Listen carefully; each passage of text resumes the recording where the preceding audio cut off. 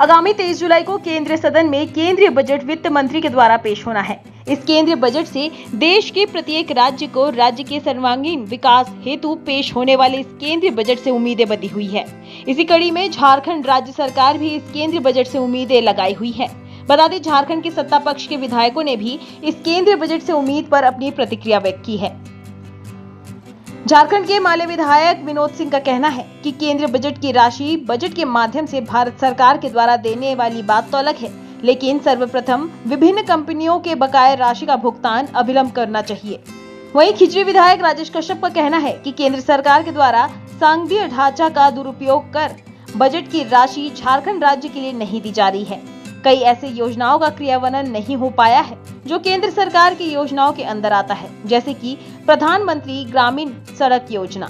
इसके साथ ही झारखंड मुक्ति मोर्चा के विधायक मथुरा महतो का कहना है कि केंद्र सरकार को झारखंड के हित का ध्यान केंद्रीय बजट में रखना चाहिए।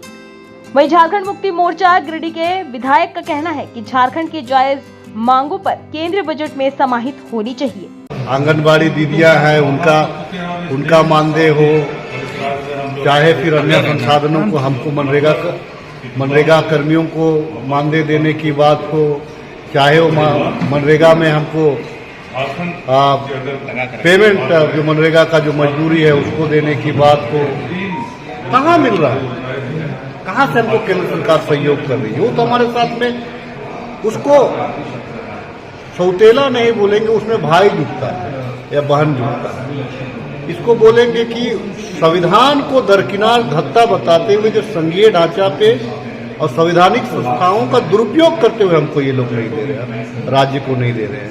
देखिए, कल भी उम्मीद नहीं थी जब ये लोग प्रधानमंत्री आवास, इंदिरा आवास था उसका नाम बदल करके प्रधानमंत्री आवास किया, उस पैसा को इन लोगों ने नहीं दिया। जब वो जो राष्ट्रीय वृद्धा अवस्था पेंशन जो है उस पैसा को नहीं दिया, इनसे उम्मीद क्या किया जा सकता है? हम इसीलिए हम अपने दम पे अपने राज्यांश का हिस्सा निकाल करके हम आज अगुआ आवास में पैसा लगा रहे हैं। तमाम लोगों को हम सर्जन पेंशन दे रहे हैं। यहाँ की जो बहनों को हम मनोबल बढ़ाने के लिए उनको आर्थिक सहायता दे रहे हैं। ये तो हमारा राज्य का अपना पैसा। केंद्र मुझे हमको बता दें, हम 200 यूनिट जो बिजली फ्री दे रहे हैं उसमें हमारा, और हमको बता दीजिए हमको क्या हिस्सा मिलता है। सारा टैक्स जो सारा रेवेन्यू तो केंद्र उठा करके ले जा रहा है। कॉमर्शियल जितने भी है बिजली में आप ले करके जा रहे हैं, लेकिन भी आज हमको बिजली 24 घंटा आप नहीं दे रहे हैं। हमारा बकाया है वो हमको नहीं दे रहे हैं। तो इस बजट से भी उम्मीद नहीं है? नहीं, पूरे 4.5 साल जब उम्मीद नहीं रहा, अब क्या उम्मीद करेंगे? तो दादा, आने वाले वक्त में यहाँ चुनाव होने, चुनाव के मद्देनजर भी केंद्र सरकार कुछ लोक लुभावन चीजें। देखिए मैं बता दूं आपको, PM-JSY जो होता है वो एक महत्वपूर्ण रोल होता है प्रधानमंत्री ग्रामीण सड़क योजना का। प्रधानमंत्री ग्रामीण सड़क योजना भी वो लोग फुलफिल नहीं कर पा रहे, लेकिन जनता, चूंकि सरकार हमारी है तो जनता को लगता है कि नहीं, ये राज्य सरकार पेमेंट नहीं दे रही है, क्योंकि राज्य से आपका संवेदक का चयन होता है, यहाँ से टेंडर होता है। तो जनता इस चीज को नहीं समझ सकती है कि राज्य कर रहा है, कि राज्य की मजबूरी है या केंद्र की मजबूरी। केंद्र नहीं दे रहा है लेकिन बदनाम राज्य को ये लोग करते हैं। तो क्योंकि ये लोग देखिए भूखल होते हैं, ये बोलने में ही माहिर होते हैं। मैं भारतीय जनता पार्टी के ज्यादातर कार्यकर्ताओं को जानता हूँ जो एक गांव का एक वृद्धा पेंशन नहीं बनाता होगा, एक का सर्टिफिकेट नहीं बनाता होगा, लेकिन चुनाव से 1 महीना पहले वो ऐसे रेस रहता है कि उससे बड़ा जो है कि उसका हमदर्द कोई नहीं होता है। वो भारतीय जनता पार्टी का यही नीति है।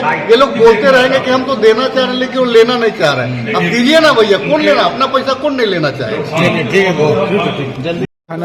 झारखंड भारत सरकार को चिंता है कि कोयला का खदानों की यहाँ से नीलामी क्यों नहीं हो रहा है, बाकी चीज़ों की खदानी नहीं हो, लेकिन झारखंड को चाहे रेल हो चाहे यातायात सुविधा हो उसमें हमेशा फिसड्डी हुआ है। लगातार हमने देखा झारखंड में पोषण सखी जो है बंद कर दिया गया। झारखंड में अगर आप देखिएगा कि मुंबई तक जाने के लिए जो है एक रेगुलर प्रतिदिन चलने वाली ट्रेन नहीं है।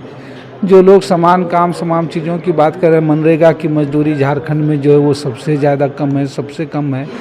सरकार झारखंड को अपने हिस्से के अनुदान देने की बात तो छोड़ दीजिए, उसका बकाया भी खास करके जो PSU कंपनियां हैं उनका जो विभिन्न बकाया है वो उन देनों की दिशा में अग्रसर करे, झारखंड का बकाया सरकार को दे, झारखंड की मनरेगा की मजदूरी जो है राज्य की मजदूरी है उसके बराबर करे, रेलवे में जो है सही हिस्सेदारी मिले, तो मुझे लगता है कि ये बेहतर होगा कि न सिर्फ मालगाड़ियाँ चले, पटरियाँ इसलिए भी सही जाएँ कि कैसे यहाँ से कोयला और लोहा जो है बाहर निकाला जाए।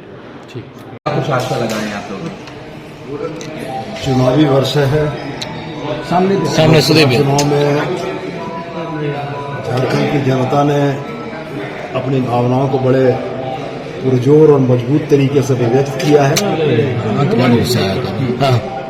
मेरा यह स्पष्ट मानना है कि झारखंड की जो जायज मांगे हैं वो इस केंद्रीय बजट में समाहित होनी चाहिए।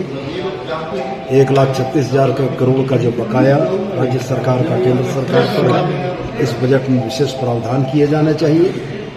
अगर पड़ोसी राज्य बिहार को और आंध्र प्रदेश को देने की बात अगर चल रही है तो झारखंड अछूता नहीं रहना चाहिए।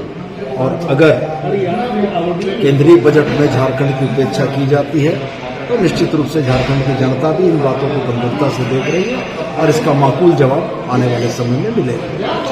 अच्छा, जो असम के बाढ़ पीड़ितों के लिए मुख्यमंत्री ने जो मदद की है, इसे किस तरीके से देखते हैं?